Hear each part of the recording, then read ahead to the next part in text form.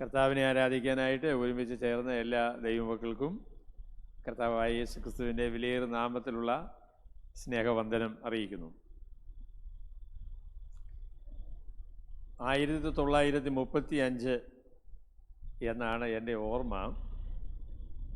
അന്ന് താഴ്ന്ന വർഗത്തിലുള്ള ഒരു ചെറുപ്പക്കാരൻ ഒരു കടയിൽ ചെന്ന് ഉപ്പ് വേണം എന്ന് പറഞ്ഞു. താഴ്ന്ന വർഗ്ഗക്കാർക്ക് ഉപ്പെന്ന് പറയാനുള്ള അനുവാദം ഇല്ല, പുളിച്ചത് എന്നേ പറയാവൂ. ഉപ്പ് എന്ന് പറഞ്ഞതിൻ്റെ പേരിൽ അവനെ തല്ലിക്കൊന്നു എന്നാണ് ചരിത്രം പറയുന്നത്. ആ കാലങ്ങളിൽ താഴ്ന്ന ജാതിക്കാരായിരിക്കുന്ന ആളുകൾക്ക് തെരുവിലൂടെ നടക്കാൻ സാധിക്കില്ല, ചന്തയിൽ പോകാൻ സാധിക്കില്ല, അവരുടെ സ്ത്രീകൾക്ക് മാറുമറയ്ക്കാൻ സാധിക്കില്ല. അതൊക്കെയായിരുന്നു ഒരു കാലം. അതിൽ നിന്ന് ഒരുപാട് ദൂരം നമ്മൾ സഞ്ചരിച്ചു എന്നുള്ളത് ശരിയാണ്. അതിന് പ്രധാന കാരണക്കാർ ക്രിസ്തീയ മിഷണറിമാരാണ്. എന്നാൽ ഇന്നും ഈ ഉച്ചനീചത്വം അല്ലെങ്കിൽ വർണ്ണ വർഗ ജാതി വ്യവസ്ഥകളുടെ അടിസ്ഥാനത്തിലുള്ള വേർതിരിവുകൾ നമ്മുടെ സമൂഹത്തിൽ ഇന്നുമുണ്ട്. വിവാഹം അതിൻ്റെ ഒരു പ്രത്യേക രംഗമാണ്. ജാതി ഒന്നും വേണ്ട എന്ന് പറയുന്ന കമ്മ്യൂണിസ്റ്റുകാരും കല്യാണം വരുമ്പോൾ അവരുടെ തന്നെ ജാതിയിലുള്ള ആളുകളെയാണ് കല്യാണം കഴിക്കാറ്. ഇത് ജാതികളുടെ മാത്രം പ്രശ്നമല്ല കേട്ടോ. ഇത് ക്രിസ്തീയ സമൂഹങ്ങളിലും ഹൃദയത്തിൻ്റെ ഉള്ളിൽ ഇങ്ങനെയൊക്കെയുള്ള ചിന്തകളും വ്യത്യാസങ്ങളും ഒക്കെ ഇന്നും ഉണ്ട്. എന്നാൽ കർത്താവായ യേശു ക്രിസ്തുവിൽ ഈ പ്രശ്നത്തിന് പരിഹാരം വന്നിരിക്കുന്നു എന്നാണ് ദൈവത്തിൻ്റെ വചനം നമ്മളോട് പറയുന്നത്. ഒരുവൻ ക്രിസ്തുവിലായാൽ അവൻ പുതിയ സൃഷ്ടിയാണ് എന്ന് മാത്രമല്ല, കർത്താവായ യേശു ക്രിസ്തുവിൽ യഹൂദനെന്നോ യവനനെന്നോ ദാസനെന്നോ സ്വതന്ത്രനെന്നോ സ്ത്രീയെന്നോ പുരുഷനെന്നോ ഉള്ള വ്യത്യാസമില്ല. എല്ലാവരും കർത്താവായ യേശു ക്രിസ്തുവിൻ്റെ മുൻപാകെ തുല്യരാണ് എന്നതാണ് ദൈവത്തിൻ്റെ വചനം പറയുന്നത്. എന്നാൽ പയറ്റിലിപ്പടി അങ്ങനെ വാക്കുണ്ടല്ലോ അല്ലേ? എന്ന് പറഞ്ഞാൽ എഴുത്തിലൊക്കെ അങ്ങനെയൊക്കെ നമ്മൾ പറയുമെങ്കിലും നമ്മുടെ ഹൃദയത്തിൽ ഇപ്പോഴും ജാതീയ വർണ്ണവർഗ ആ ഒരു ചിന്താഗതി, ആ പാപം നമ്മളിലുണ്ട് എന്നത് യാഥാർത്ഥ്യമാണ്. എങ്ങനെയാണ് ആദിമസഭ ഈ പ്രശ്നത്തെ കൈകാര്യം ചെയ്തത് എന്നതിനെക്കുറിച്ചാണ് ഇന്ന് ഞാൻ നിങ്ങളോട് പറയാൻ പോകുന്നത്. അതാണ് ഇന്നത്തെ നമ്മളുടെ ചിന്താ വിഷയം. അത് അപ്പോസ്തല പ്രവൃത്തികൾ 10-ാമത്തെ അധ്യായത്തിലാണ് നമ്മൾ കാണുന്നത്. അപ്പോസ്തല പ്രവൃത്തികൾ 10-ാമത്തെ അധ്യായത്തിലേക്ക് ഞാൻ നിങ്ങളുടെ ശ്രദ്ധയെ ക്ഷണിക്കുന്നു. അതിൻ്റെ ആദ്യത്തെ 16 വാക്യങ്ങളെ എനിക്ക് ഇന്ന് വായിക്കാനും പറയാനും അവസരമുള്ളൂ. അതിനുശേഷമുള്ള കാര്യങ്ങൾ ഞാൻ കർത്താവ് അനുവദിക്കുന്നത് പോലെ നിങ്ങളോട് പറയാം. ഇത് വളരെ പ്രധാനപ്പെട്ട ഒരു അധ്യായമാണ്. ഈ 10-ാമത്തെ അധ്യായത്തിലെ സംഭവം വളരെ പ്രധാനപ്പെട്ട ഒരു സംഭവമാണ്. പ്രധാനപ്പെട്ടതാണെന്ന് പറയാനുള്ള കാരണം എന്താ? നിങ്ങളതിനെക്കുറിച്ച് ചിന്തിച്ചിട്ടുണ്ടോ?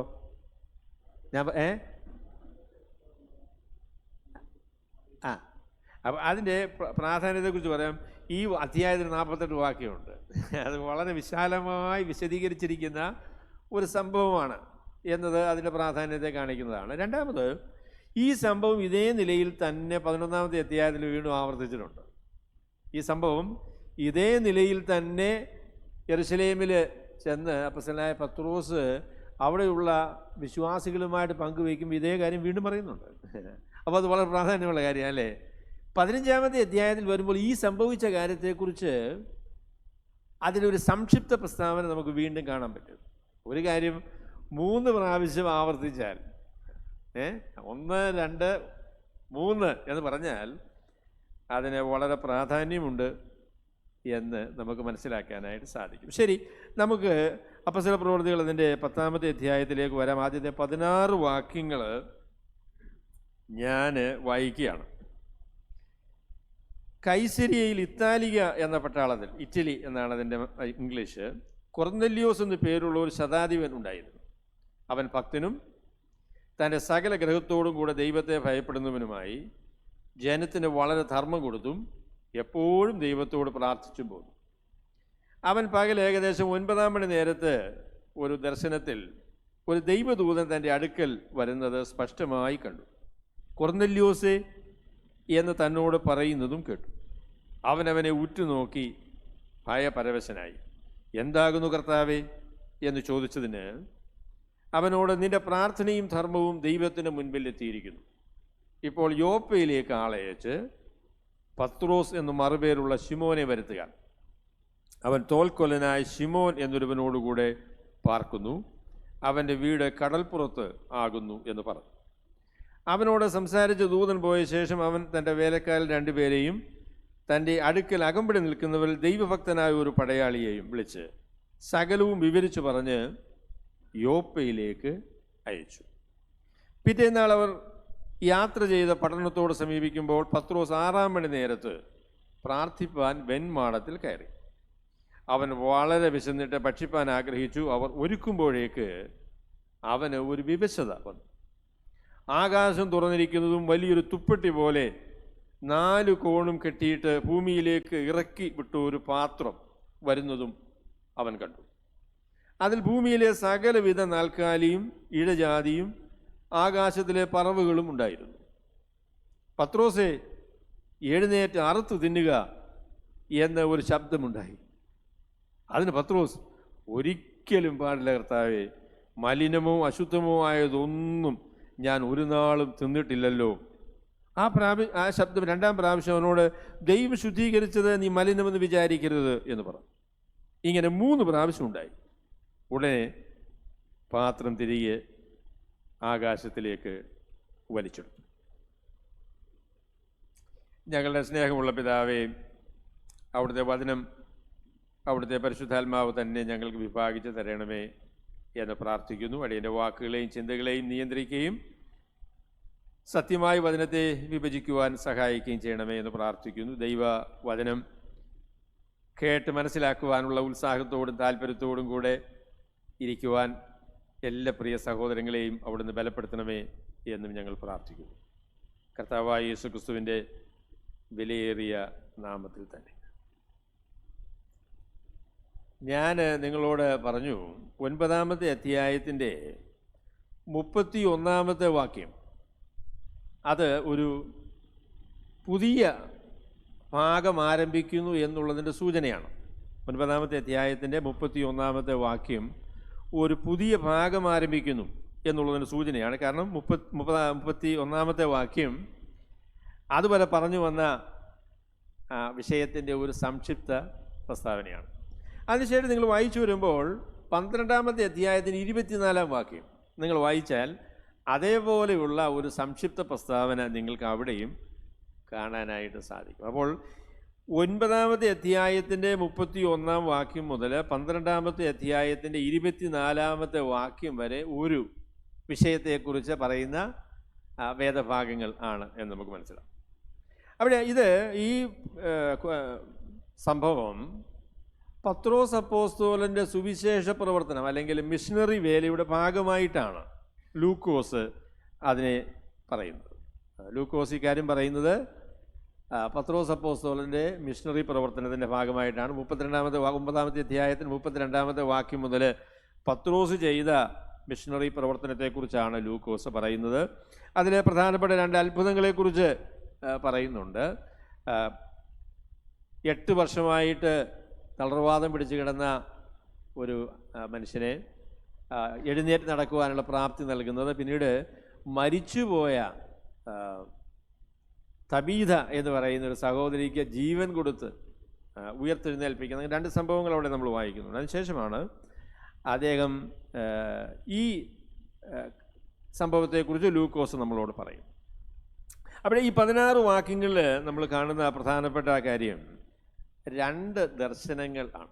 2 ദർശനങ്ങളാണ് ഈ 16 വാക്യത്തിലെ പ്രമുഖമായിരിക്കുന്ന കാര്യം. 2 പോയിൻ്റായിട്ട് എനിക്കിതിനെക്കുറിച്ച് പറയാനായിട്ട് സാധിക്കും. ആദ്യത്തേത് കൊർന്നല്യോസിന് ലഭിച്ച ദർശനമാണ്. 2-ാമത്തേത് പത്രോസിന് ലഭിച്ച ദർശനമാണ്.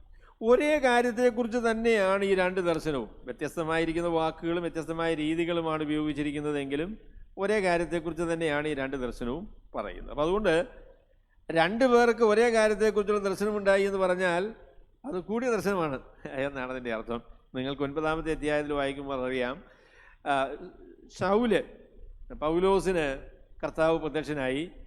താൻ ആ പ്രത്യക്ഷതയുടെ വെളിച്ചത്തിൽ അന്ധനായിട്ടിരിക്കുന്ന അവസരത്തിൽ അനന്യാസ് എന്ന് പറയുന്ന ഒരു ദൈവ മനുഷ്യന് കർത്താവ് പ്രത്യക്ഷനായിട്ട് ഇതേ കാര്യത്തെക്കുറിച്ച് തന്നെ തന്നോട് പറഞ്ഞു.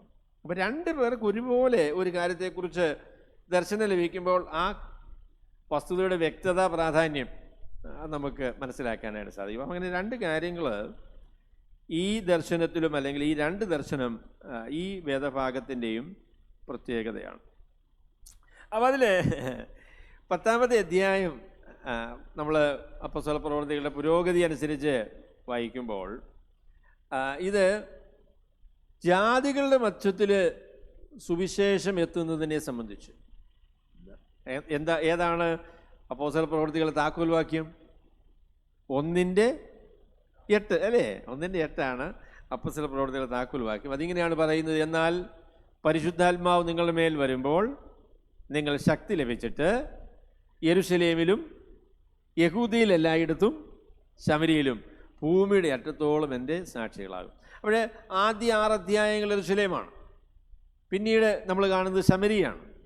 അതിനുശേഷം പൗലോസ് അപ്പോസ്തലൻ്റെ മാനസാന്തരമാണ്. അത് ജാതികളുടെ സുവിശേഷവൽക്കരണത്തിൻ്റെ തുടക്കമാണ്, അല്ലെങ്കിൽ അതിനുള്ളതായിരിക്കുന്ന ക്രമീകരണമാണ് എന്ന് നമുക്കറിയാം. എന്നാൽ ഔദ്യോഗികമായി ജാതികളായിരിക്കുന്ന ആളുകളെ ദൈവസഭയിലേക്ക് സ്വീകരിക്കുന്ന സംഭവമാണ് ഈ 10-ാമത്തെ അധ്യായത്തിൽ പറഞ്ഞിരിക്കുന്നത്. ഇതിനു മുൻപ് ജാതികളോട് സുവിശേഷമൊക്കെ പറഞ്ഞിട്ടുണ്ട് കേട്ടോ. അപ്പോൾ അതിനെക്കുറിച്ച് നമുക്ക് പൗലോസിൻ്റെ സുവിശേഷ പ്രവർത്തനങ്ങളെക്കുറിച്ച് പറയുമ്പോൾ, അതുപോലെ തന്നെ അന്ത്യോക്യയിലെ പ്രവർത്തനങ്ങളെക്കുറിച്ചൊക്കെ പറയുമ്പോൾ നമുക്കറിയാം ജാതികളായിരിക്കുന്ന ആളുകളോട് സുവിശേഷം പറഞ്ഞ ഒരു കാര്യമുണ്ട്. അതുപോലെ തന്നെ 8-ാമത്തെ അധ്യായത്തിൽ നമ്മൾ എത്യോപ്യനായിരിക്കുന്ന ഷണ്ണന് സുവിശേഷം കേട്ട് രക്ഷിക്കപ്പെടുന്നതിനെക്കുറിച്ച് നമ്മൾ വായിക്കുന്നുണ്ട്. എന്നാൽ ഔദ്യോഗികമായിട്ട് ദൈവത്തിൻ്റെ സഭയിലേക്ക് ജാതികളെ സ്വീകരിക്കുക എന്ന ആ പ്രത്യേക കാര്യം നമ്മൾ ഇവിടെയാണ് കാണുന്നത്. അപ്പോസ്തലനായ പത്രോസിൻ്റെ ഒരു പ്രത്യേകത എന്ന് പറയുന്നത് 12 അപ്പോസ്തലന്മാരിൽ താൻ മുഖ്യനായിരുന്നു എന്നുള്ളത് മാത്രമല്ല, അല്ലെങ്കിൽ അതിനൊരു നേതൃത്വം പത്രോസിനായിരുന്നു എന്ന് നമുക്ക് വിചാരിക്കാൻ സാധിക്കും. മാത്രമല്ല, പ്രത്യേകമായിരിക്കുന്ന ഒരു ദൗത്യവും കർത്താവ് പത്രോസിനെ ഏൽപ്പിച്ചിരുന്നു.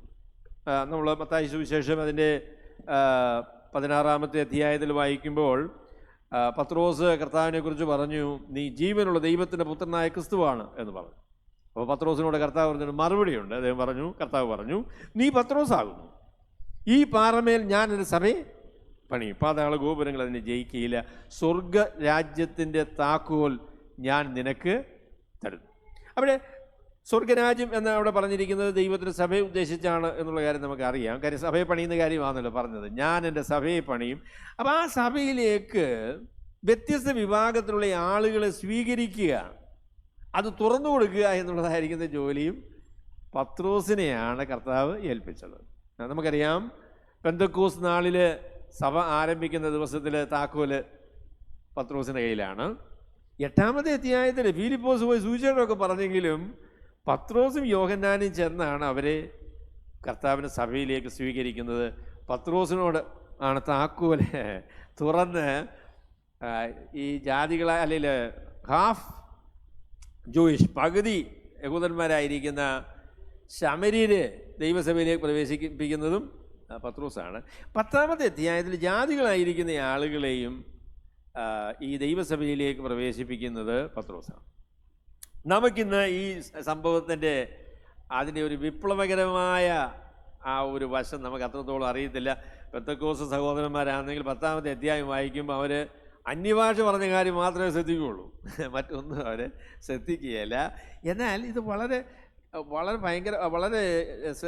ശ്രദ്ധിക്കപ്പെടേണ്ടതായിരിക്കുന്നൊരു സംഭവമാണ്. കാരണം കർത്താവ് പത്രോസിനോട് പറയുന്ന കാര്യമെന്ന് പറയുന്നത് ഏകദേശം 1500 വർഷം, ഏകദേശം 1500 വർഷം നിലനിന്ന ഒരു ക്രമീകരണം വേണ്ട എന്നാണ് പത്രോസിനോട് പറയുന്നത്.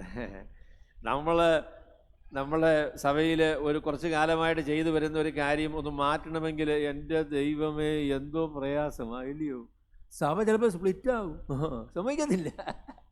അപ്പം 1500 സംവത്സരങ്ങൾ നിലനിന്ന ഒരു ക്രമീകരണം വേണ്ട എന്ന തീരുമാനം, അതിനായിട്ടുള്ള നിയോഗം എന്ന് പറയുന്നൊരു ഭയങ്കര പരിപാടിയല്ലേ. അതുകൊണ്ട് 3 പ്രാവശ്യം കാണിച്ചു കേട്ടോ. പുള്ളി അങ്ങനെയൊന്നും അങ്ങ് സമ്മതിക്കുകയല്ല. അതുകൊണ്ടാണ് 3 പ്രാവശ്യം ഈ ദർശനം പത്രോസിന് നൽകുന്നത്.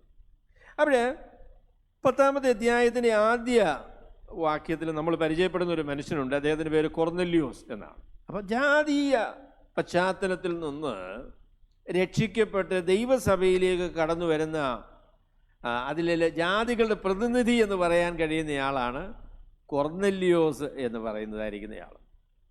അപ്പം ദൈവസഭയിലേക്ക് ജാതികളായിരിക്കുന്ന ആളുകളെ സ്വീകരിക്കുക എന്ന് പറയുമ്പോൾ നമ്മളതിനെക്കുറിച്ച് പത്രോസിൻ്റെ കാര്യം പറയുമ്പോൾ ഞാൻ കുറച്ചും കൂടെ കൂടുതലായിട്ട് പറഞ്ഞോളാം. അത് പഴയ നിയമകാലത്തും ജാതികളായിരിക്കുന്ന ആളുകൾക്ക് കർത്താവിൻ്റെ അടുക്കിലേക്ക് വരാൻ പറ്റിയല്ലേ? പക്ഷേങ്കിൽ അതിനൊരു രീതി ഉണ്ടായിരുന്നു. എന്താണെന്ന് ചോദിച്ചാൽ യഹൂദന്മാരാകണം, പരിച്ഛേദന കഴിക്കണം. അപ്പം ആ നിലയിൽ മാത്രമേ ദൈവത്തിൻ്റെ അടുക്കിലേക്ക് വരാൻ കഴിയുകയുള്ളൂ എന്നൊരു ക്രമീകരണമാണുള്ളത്. എന്നാൽ ജാതികൾക്ക് യാതൊരു വിധമായ യഹൂദ ക്രമീകരണവും കൂടാതെ ജാതികളായിരിക്കുന്ന നിലയിൽ തന്നെ യേശുക്രിസ്തുവിലുള്ള വിശ്വാസം എന്ന ഏക കാരണത്താൽ ദൈവത്തോടുള്ള ബന്ധം സാധ്യമാണ് എന്ന കാര്യമാണ് ഈ അധ്യായത്തിൽ കർത്താവ് അപ്പസ്തലനായ പത്രോസിനോട് പറയുന്ന കാര്യം. അതാണ് ശരി. നമുക്ക് ആദ്യത്തെ കൊർന്നല്യോസിൻ്റെ ദർശനത്തെക്കുറിച്ച് പറയാം. അപ്പോൾ ആദ്യത്തെ പോയിൻ്റ് അതാണ്, കൊർന്നല്യോസിൻ്റെ ദർശനം. ഞാൻ കൊർന്നല്യോസിൻ്റെ അനുഭവം എല്ലാം കൂടെ കൂട്ടി ഒരു പ്രസ്താവന പറയും, എന്നിട്ട് ആ പ്രസ്താവനയുടെ ഒരു മറുവശം പറയും, പിന്നെ പത്രോസിലേക്ക് വരാം, പിന്നെ പത്രോസിൻ്റെ കാര്യവും ഒരു പ്രസ്താവനയോട് പറയും, പിന്നെ അതിൻ്റെ ഒരു വിശദീകരണം പറയും. അങ്ങനെയാണ് ഞാൻ ഇന്ന് ഈ വിഷയം നിങ്ങളോട് പറയാം എന്ന് വിചാരിക്കുന്നത്. അവിടെ കൊർന്നല്യോസിനെ കുറിച്ച് പറയുമ്പോൾ ഞാൻ പറയാൻ ആഗ്രഹിക്കുന്ന കാര്യം, ദൈവത്തെ അന്വേഷിക്കുന്ന മനുഷ്യർക്ക് ദൈവത്തെ കണ്ടെത്താൻ കഴിയും എന്ന ദൈവത്തിൻ്റെ കാരുണ്യത്തെക്കുറിച്ചാണ് ഞാൻ ആദ്യമേ പറയാം. ദൈവത്തെ അന്വേഷിക്കാൻ മനസ്സ് വയ്ക്കുന്ന മനുഷ്യർക്ക് ദൈവത്തെ കണ്ടെത്താനായിട്ട് കഴിയും. ആ നിലയിലാണ് ദൈവം തൻ്റെ പരിപാടികളെ ക്രമീകരിച്ചിരിക്കുന്നത്. ദൈവത്തിൻ്റെ അടുക്കലേക്ക് വരാനായിട്ടൊരു മനുഷ്യന് താല്പര്യമുണ്ട് എങ്കിൽ നിശ്ചയമായിട്ടും ദൈവത്തിൻ്റെ അടുക്കലേക്ക് വരുവാനായിട്ട് അവന് കഴിയും എന്ന കാര്യമാണ് ഈ വേദഭാഗത്ത് നമ്മൾ കാണുന്നത്. കൊർന്നല്യോസ് എന്ന് പറയുന്നയാൾ അദ്ദേഹം ധനവാനായിരിക്കുന്ന അധികാരമുള്ള പ്രസിദ്ധനായ ഒരു മനുഷ്യനാണ്. ശതാധിപൻ എന്ന് പറയുമ്പോൾ 100 പടയാളികളുടെ ലീഡറാണ്. 100 പടയാളികൾ, ശതം എന്ന് പറഞ്ഞാൽ 100 അല്ലേ? 100 പടയാളികൾ അദ്ദേഹത്തിൻ്റെ കീഴിലുണ്ട്. അദ്ദേഹം ഒരു കമാൻഡിങ് ഓഫീസറാണ്. അപ്പോൾ റോമ പട്ടാളത്തിലെ ഒരു ശതാധിപൻ എന്ന് പറയുമ്പോൾ അദ്ദേഹം റോമ പൗരനാണ്. വളരെ ബഹുമാനിക്കപ്പെടുന്ന ഒരു സ്ഥാനമാണ് അദ്ദേഹത്തിന് ഉള്ളത്. ഇത്താലിക എന്ന പട്ടാളത്തിൽ, ഇറ്റാലിയൻ കൊഹോർട്ട് എന്നാണ് ഇംഗ്ലീഷിൽ പരിഭാഷപ്പെടുത്തിയിരിക്കുന്നത്, ഒരു പ്രത്യേക വിഭാഗത്തിൻ്റെ പേരാണ് അത്. അപ്പോൾ അതിൽ ശതാധിപനായിരിക്കുന്നയാളാണ് കൊർന്നല്യോസ് എന്ന് പറയുന്നതായിരിക്കുന്ന മനുഷ്യൻ. അപ്പോൾ അദ്ദേഹത്തെക്കുറിച്ച് വായിക്കുന്ന വാക്കുകൾ നമ്മൾ ശ്രദ്ധിച്ചാൽ ഇത് രക്ഷിക്കപ്പെട്ടതാണെന്ന് തോന്നും കേട്ടോ. അപ്പോൾ ആ നിലയിലുള്ള പ്രസ്താവനകളാണ് അദ്ദേഹത്തെക്കുറിച്ച് പറയുന്നത്. രക്ഷിക്കപ്പെട്ടതാണെന്നോ എന്ന് സംശയം തോന്നുന്ന രീതിയിൽ ഉള്ള പ്രസ്താവനകളാണ് അദ്ദേഹത്തെക്കുറിച്ച് പറയുന്നത്. അവൻ ഭക്തന്, നേരത്തെ ഭക്തിയിൽ വളർന്നതിനെക്കുറിച്ചൊക്കെയുള്ള പ്രസ്താവനകൾ നമ്മൾ നേരത്തെ വായിച്ചിട്ടുണ്ട്. അവൻ ഭക്തനായൊരു മനുഷ്യനാണ്. തൻ്റെ സകല ഗ്രഹത്തോടും കൂടെ ദൈവത്തെ ഭയപ്പെടുന്നവനുമായി ജനത്തിന് വളരെ ധർമ്മം കൊടുത്തും എപ്പോഴും ദൈവത്തോട് പ്രാർത്ഥിച്ചു പോകുന്നു. ദൈവത്തിന് നല്ല മനുഷ്യനല്ലേ അല്ലേ? അതേ ഭക്തനായിട്ടുള്ള ഒരു മനുഷ്യനാണ്. പിന്നെ തനിക്ക് മാത്രം ഭക്തി പോരാ, തൻ്റെ കുടുംബത്തിലുള്ളവരൊക്കെ ഭക്തന്മാരായിട്ട് ജീവിക്കണം എന്നാഗ്രഹിക്കുന്നയാളാണ്. അതിന് വേണ്ടുന്ന എല്ലാ ക്രമീകരണവും ചെയ്യുന്നയാളാണ്. പിള്ളേർ പ്രാർത്ഥിച്ചില്ലെങ്കിൽ കൊർന്നല്യോസ് അവരോട് പറയാം, എൻ്റെ പൊന്നു മോനെ, ഇത് പറ്റില്ല കേട്ടോ, നീ ദൈവത്തെ ഭയപ്പെട്ട് ജീവിക്കണം, നീ പ്രാർത്ഥിക്കണം. ബൈബിൾ വായിക്കാനൊന്നും സാധിക്കുമെന്ന് എനിക്കറിയത്തില്ല. അപ്പം അദ്ദേഹത്തിൻ്റെ കുടുംബത്തിലുള്ള ആളുകളെക്കുറിച്ച് അദ്ദേഹത്തിന് നിർബന്ധമുണ്ട്. കുടുംബത്തിലുള്ള ആളുകൾ ദൈവത്തെ ഭയപ്പെട്ട് ജീവിക്കണം എന്നാഗ്രഹിക്കുന്ന ഒരാളാണ്. മാത്രമല്ല ജനത്തിന് വളരെ ദാനധർമ്മങ്ങൾ ചെയ്യുന്നയാളായിരുന്നു. അദ്ദേഹം സൽപ്രവർത്തികളിൽ ശുഷ്കാന്തിയുള്ള, മനുഷ്യർക്ക് നന്മ ചെയ്യുന്ന, ആളുകൾക്ക് ഉപകാരം ചെയ്യുന്ന, സഹായിക്കുന്ന ഒരു നല്ല മനുഷ്യനായിരുന്നു ഈ കൊർന്നല്യോസ് എന്ന് പറയുന്നയാൾ. പിന്നെ മാത്രമല്ല എപ്പോഴും ദൈവത്തോട് പ്രാർത്ഥിച്ചും പോകുന്നു. എൻ്റെ പൊന്നെ, നമ്മളാണെങ്കിൽ ഒരാളൊരിക്കൽ പറഞ്ഞു, മോനെ എനിക്ക് വേണ്ടി എല്ലാ ദിവസവും ഒന്ന് പ്രാർത്ഥിക്കണേന്ന് പറഞ്ഞു. ഉടനെ അദ്ദേഹം ഈ മോൻ പറഞ്ഞു, അച്ചായ ഞാൻ ആഴ്ചയിൽ ഒരിക്കലാണ് പ്രാർത്ഥിക്കുന്നത്, പിന്നെ എങ്ങനെ എല്ലാ ദിവസവും അച്ചായന് വേണ്ടി പ്രാർത്ഥിക്കുന്നത്? അയ്യോ, കൊർന്നല്യോസ് അങ്ങനെയുള്ള ആളല്ല കേട്ടോ. കൊർന്നല്യോസ് എപ്പോഴും പ്രാർത്ഥിക്കുന്നയാളാ, എപ്പോഴും പ്രാർത്ഥിക്കുന്നത്. അങ്ങനെയാണല്ലോ പ്രാർത്ഥനയുടെ നിർദ്ദേശം. നമ്മൾ ഇടപെടാതെ പ്രാർത്ഥിക്കണം എന്നാണ്. രാവിലെയും ഉച്ചയ്ക്കും വൈകിട്ടും അങ്ങനെ പ്രാർത്ഥിക്കുന്ന ആളായിരുന്നു കേട്ടോ കൊർന്നല്യോസ്. കാരണം അദ്ദേഹത്തിൻ്റെ പ്രാർത്ഥനയെക്കുറിച്ച് പറഞ്ഞു, 9-ാം മണി നേരത്ത് രാവിലെയും ഉച്ചയ്ക്കും വൈകിട്ടും പ്രാർത്ഥിക്കും. മാത്രമല്ല സമയം കിട്ടുമ്പോഴെല്ലാം പ്രാർത്ഥിക്കും. അങ്ങനെയുള്ളൊരു നല്ല മനുഷ്യനാണ് ഈ കൊർന്നല്യോസ് എന്ന് പറയുന്നതായിരിക്കുന്നയാൾ. ഇത് രക്ഷിക്കപ്പെട്ട ആളാണോ? നമുക്ക് അടുത്ത അധ്യായത്തിലേക്കൊന്ന് പോകാം. 11-ാമത്തെ അധ്യായത്തിൻ്റെ 14-ാമത്തെ വാക്യത്തിൽ പറയുന്നുണ്ട്, പത്രോസ് അവിടെ യെരുശലേമിൽ ചെന്നിട്ട് താൻ കൊർന്നല്യോസിൻ്റെ അടുക്കൽ പോയി അവരോട് ഒപ്പം ഭക്ഷണം കഴിച്ചതിനെക്കുറിച്ച് യെരുശലേമിലുള്ള ആളുകൾ ചോദ്യം ചെയ്തപ്പോൾ അദ്ദേഹം പറഞ്ഞ ഒരു വിശദീകരണമാണ് ഇവിടെ വായിക്കുന്നത്. അവൻ തൻ്റെ വീട്ടിലൊരു ദൂതൻ നിൽക്കുന്നത് കണ്ടു. പത്രോസ് യെരുശലേമിലുള്ള ആൾക്കാരോട് പറയുക, നീ യോപ്പയിലേക്ക് ആളയച്ച് പത്രോസ് എന്ന മറുപേരുള്ള ശിമോനെ വരുത്തുക, നീയും നിന്റെ ഗ്രഹം മുഴുവനും രക്ഷിക്കപ്പെടുവാനുള്ള വാക്കുകളെ അവൻ നിന്നോട് സംസാരിക്കുമെന്ന് ദൂതൻ പറഞ്ഞു എന്നും ഞങ്ങളോട് അറിയിച്ചു. അപ്പം കൊർന്നല്യോസ് രക്ഷിക്കപ്പെട്ട ആളാണോ? രക്ഷിക്കപ്പെട്ട ആളല്ല. കൊർന്നല്യോസ് രക്ഷിക്കപ്പെട്ട ആളല്ല. അപ്പം അതിനെക്കുറിച്ച് ഞാൻ മറുവശമെന്നാണ് പറഞ്ഞതെങ്കിലും ഞാൻ 2 കാര്യം കൂടെ അതിനെക്കുറിച്ച് പറയാം. ഒന്നാമത് ഞാൻ അതിനെക്കുറിച്ച് പറയാൻ ആഗ്രഹിക്കുന്ന കാര്യം എന്ന് പറയാം, ഞാൻ പറഞ്ഞല്ലോ, നിങ്ങൾ ദൈവത്തെ അന്വേഷിക്കുന്ന മനുഷ്യരാണ് എങ്കിൽ ദൈവം മഹാകാരുണ്യവാനാണ്. വിശ്വാസികളുടെ പ്രാർത്ഥനയാണ് കേൾക്കുമെന്ന് ഉറപ്പായി പറഞ്ഞിട്ടുള്ളത് കേട്ടോ. അതാ വിശ്വാസികൾക്കുള്ള അവകാശമാണ് പ്രാർത്ഥനയും പ്രാർത്ഥനയ്ക്കുള്ള മറുപടിയും. എന്നാൽ ദൈവം കരുണയുള്ളയാളായതുകൊണ്ട് പലപ്പോഴും ആര് പ്രാർത്ഥിച്ചാലും ദൈവം കേൾക്കാറുണ്ട്. നിഷ്കളങ്കമായ അല്ലെങ്കിൽ നല്ല മനസ്സിൽ നിന്ന് നിരാശ്രയരായിട്ട് സഹായിക്കണം എന്നുള്ള നിലയിൽ ദൈവത്തോട് അപേക്ഷിക്കുമ്പോൾ ദൈവം പ്രാർത്ഥനകളെ കേൾക്കുന്ന സഹായിക്കുന്ന ദൈവമാണ് എന്നാണ് നമുക്ക് ബൈബിളിൽ നിന്ന് മനസ്സിലാക്കാനായിട്ട് സാധിക്കുന്നത്. അപ്പോൾ ഇദ്ദേഹം പ്രാർത്ഥിക്കുന്നയാളാണ്, ധാരാളം നന്മ ചെയ്യുന്നയാളാണ്, അദ്ദേഹം ഭക്തിയോടെ ജീവിക്കുന്നയാളാണ്, തനിക്കറിയാവുന്ന കാര്യങ്ങളൊക്കെ അദ്ദേഹം അനുസരിക്കാനായിട്ട് മനസ്സുള്ളയാളാണ്. പക്ഷേ രക്ഷിക്കപ്പെട്ട ആൾ അല്ല. അപ്പോൾ അതിനെക്കുറിച്ച് നമുക്ക് മനസ്സിലാക്കാനുള്ള 2 കാര്യങ്ങൾ അതിനെക്കുറിച്ച് പറയണം. കൊർന്നല്യോസ് രക്ഷിക്കപ്പെട്ട ആളല്ല എന്ന് നമുക്കറിയാം. 2 കാര്യം പറയണം. ഒന്നാമത് അതിനെക്കുറിച്ച് പറയാൻ കഴിയുന്ന കാര്യം എന്ന് ചോദിച്ചാൽ, നിങ്ങൾ എത്ര നല്ല മനുഷ്യനാണെങ്കിലും, നിങ്ങൾ എത്രമാത്രം പ്രാർത്ഥിച്ചാലും, നിങ്ങൾ എന്തെല്ലാം സൽപ്രവൃത്തികൾ ചെയ്താലും, നിങ്ങൾ എന്തെല്ലാം ആചാരാനുഷ്ഠാനങ്ങൾ അനുഷ്ഠിച്ചാലും സുവിശേഷം വിശ്വസിച്ചിട്ടില്ലെങ്കിൽ നിങ്ങൾ രക്ഷിക്കപ്പെട്ട ആളല്ല. അതാണ് ബൈബിൾ പറയുന്ന വളരെ പ്രധാനപ്പെട്ട ഒരു കാര്യം. ഈ കൊർന്നല്യോസിനേക്കാളും നല്ല മനുഷ്യനായിരിക്കാൻ പറ്റുമോ? എൻ്റെ പൊന്നെ, ഇത് എന്തൊരു നല്ല മനുഷ്യനാണ്. പ്രാർത്ഥിക്കുന്നയാൾ, ദൈവഭയമുള്ളയാൾ, ബൈബിള് വായിക്കുന്നയാൾ, പിന്നെ പള്ളിയിൽ പോകുന്നയാൾ, ആചാരാനുഷ്ഠാനങ്ങൾ അനുഷ്ഠിക്കുന്നയാൾ, ഇങ്ങനെയൊക്കെ ചെയ്യുന്നയാൾ, സൽപ്രവൃത്തികൾ ചെയ്യുന്നയാൾ, മനുഷ്യനെ സഹായിക്കുന്നയാൾ. പക്ഷേ ഇത് രക്ഷിക്കപ്പെട്ട ആളല്ല. ഈ പറയുന്ന പരിപാടികളൊക്കെ നല്ല കാര്യമാണ് എങ്കിലും രക്ഷയ്ക്ക് പര്യാപ്തമായിരിക്കുന്ന കാര്യങ്ങളല്ല. സുവിശേഷം വിശ്വസിക്കാതെ, യേശുക്രിസ്തുവിനെക്കുറിച്ചുള്ള സന്ദേശം അറിഞ്ഞ് അത് സ്വീകരിക്കാതെ ഒരു മനുഷ്യനും എത്ര നന്മ ചെയ്താലും എന്തെല്ലാം ഗുണം ചെയ്താലും അവന് രക്ഷിക്കപ്പെടാനായിട്ട് സാധിക്കുകയില്ല എന്നുള്ള കാര്യമാണ് ഈ വാക്യത്തിൽ നിന്ന് നമുക്ക് മനസ്സിലാക്കാനായിട്ട് സാധിക്കും. You can be a very good person, very religious, you might be praying, പ്രാർത്ഥിക്കുന്നയാളാണ്, മതകർമ്മങ്ങൾ ചെയ്യുന്നയാളാണ്, സൽപ്രവർത്തികൾ ചെയ്യുന്നയാളാണ്, നോമ്പെടുക്കുന്നയാളാണ്, ഇതെല്ലാം കാര്യം ശരിയാ. പക്ഷെങ്കിൽ സുവിശേഷം വിശ്വസിക്കാത്ത ആളാണ് എങ്കിൽ നിങ്ങൾ രക്ഷിക്കപ്പെട്ടയാളല്ല. നിങ്ങൾക്ക് രക്ഷിക്കപ്പെടുവാനുള്ളതായിരിക്കുന്ന സന്ദേശമുണ്ട്.